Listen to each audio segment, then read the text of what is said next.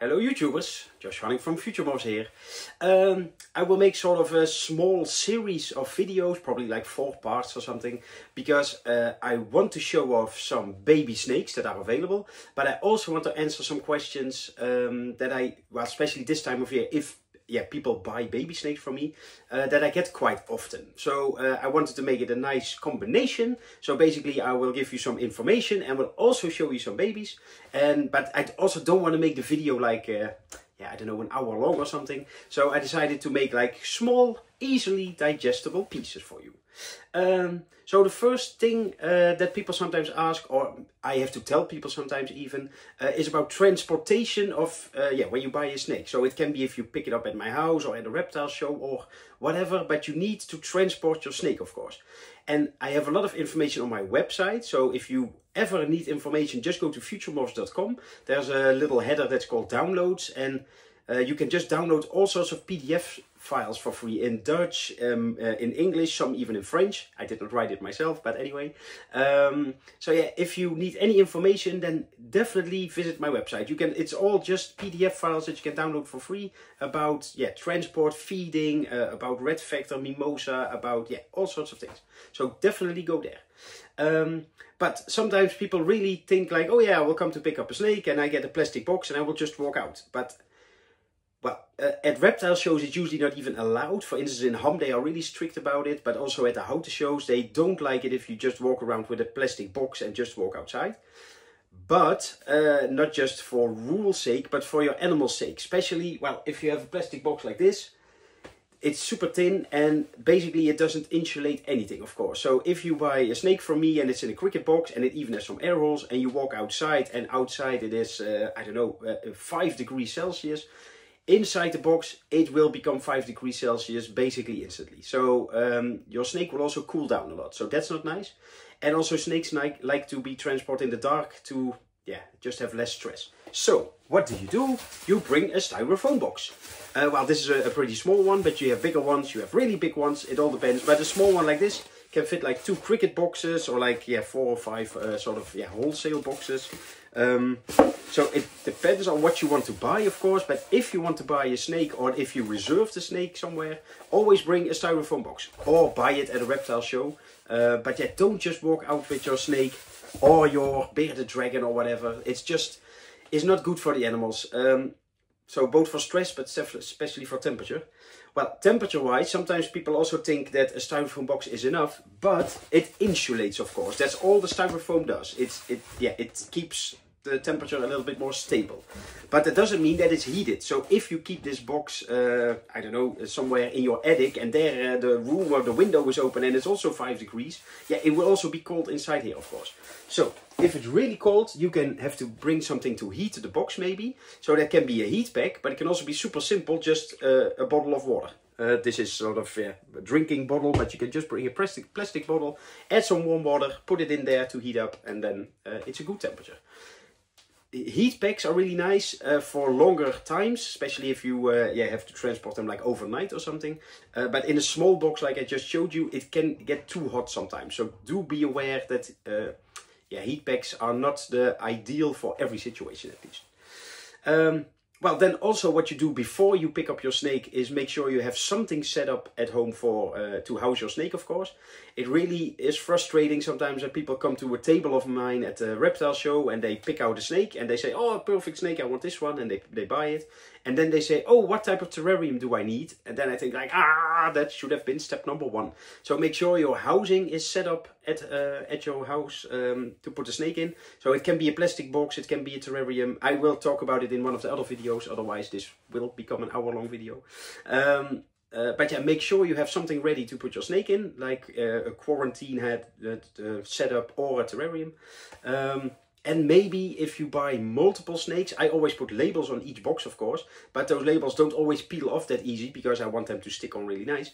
So sometimes people in their enthusiasm, let's say they buy 5 snakes and at home they take out the snakes and they open all the boxes and then they don't really remember which is which.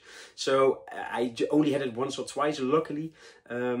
But yeah, keep that in mind as well, that put some sort of a label on your snake. With me, you always get a certificate, of course, with all genetics. But yeah, if you buy 5 snakes, just make sure you remember, okay, I take out this snake out of this box, put it away, and maybe write make a picture or put the label on there, or whatever you do, but make sure you label your snakes correctly.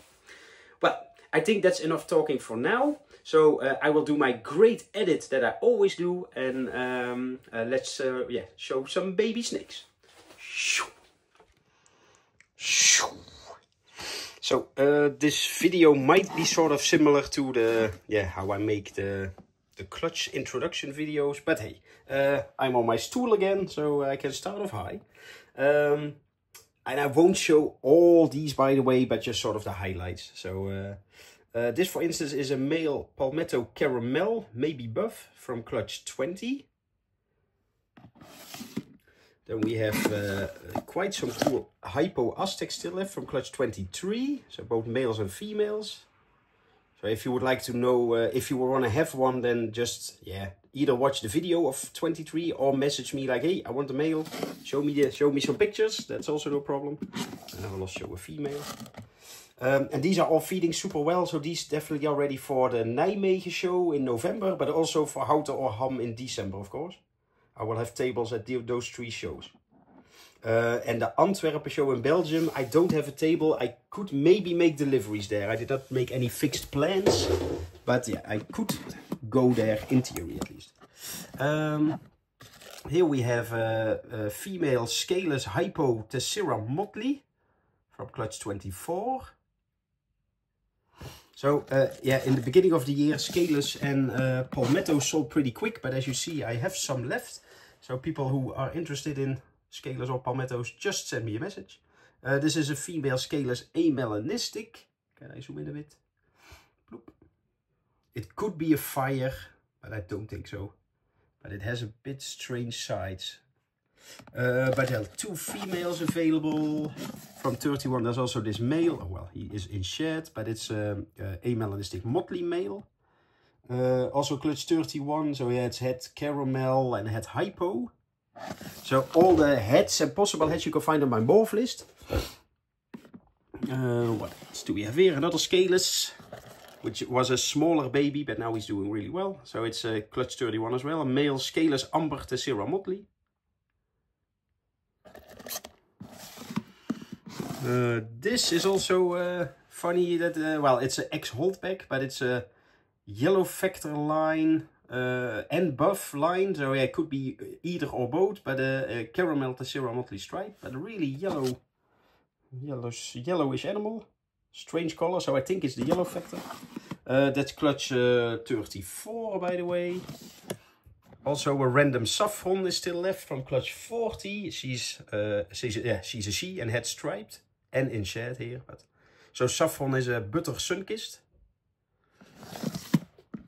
And we also have, well, you are really well hidden. Let's go for your brother. There's 2.2 normals available from clutch 45. And you think normals? Yes, they're just normals, but they're 100% head scaleless palmetto hypo. So this is a male and this is a female. And if you think, well, but with normals the chances are not too big. Well, there are also 2 males, hypo palmettos, head scaleless of course. This one is in shed. Both unfortunately have some bigger eyes, but they're also priced a bit lower than their brothers that had good eyes. So.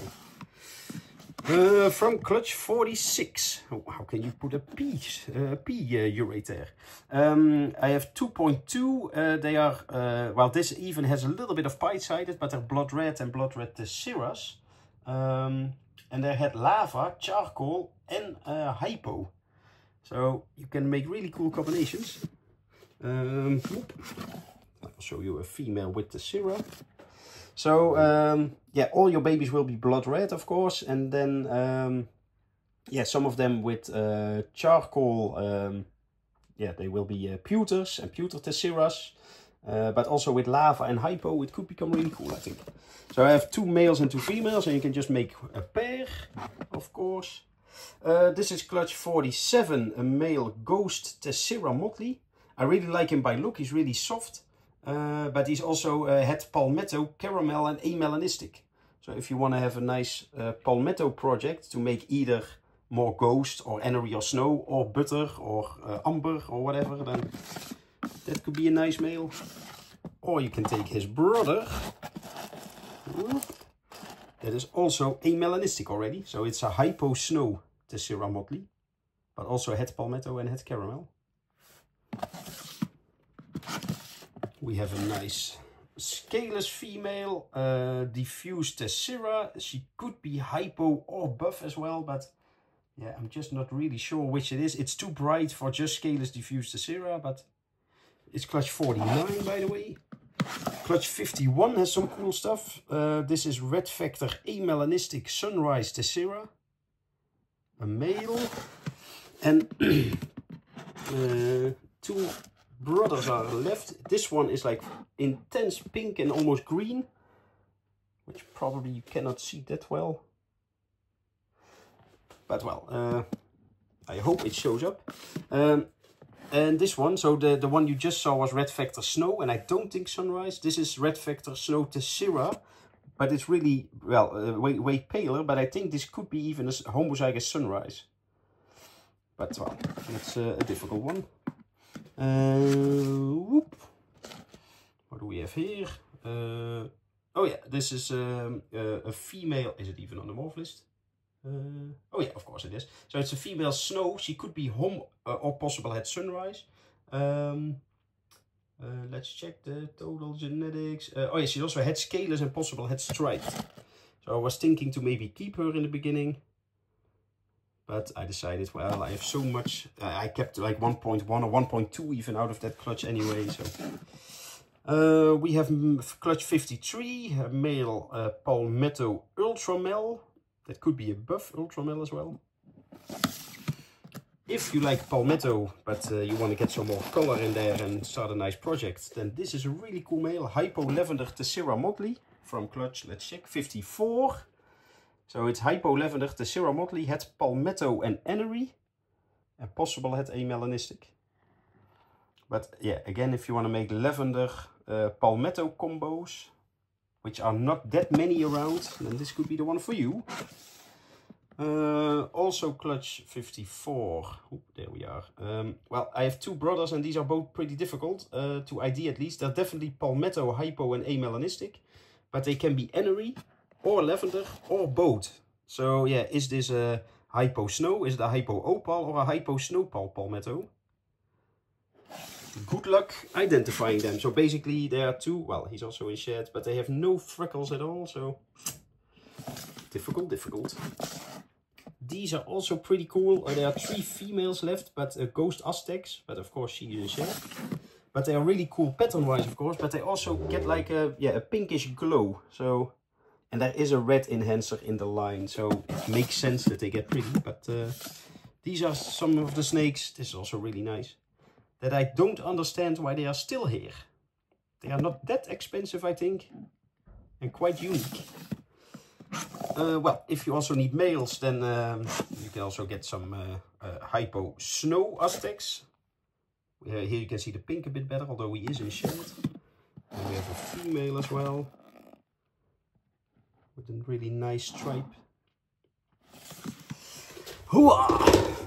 Old man Joshua will have a seat. What else? Well, these, damn it, also in full shed. Well, that's an Enery. This is a snow motley. These are clutch 60. Well, this gets a little bit more colorful already, and this as well. There is getting some pink in the neck. Clutch 60 is from a micro scale pairing. So this, for instance, is Snow Tessera motley. It's a male, and it's het, let me check, micro scale and hypo. But yeah, the Mimosa, it comes from a Mimosa line as well. So yeah, they are definitely het micro scale, but they will also be quite colorful. I think, oh, that one is reserved. Well, speaking of color and Mimosa, this is Hypo Snow Tessera from clutch 63. But yeah, it's so bright. It almost looks like a bright opal or something. There are 2 males left, both really colorful.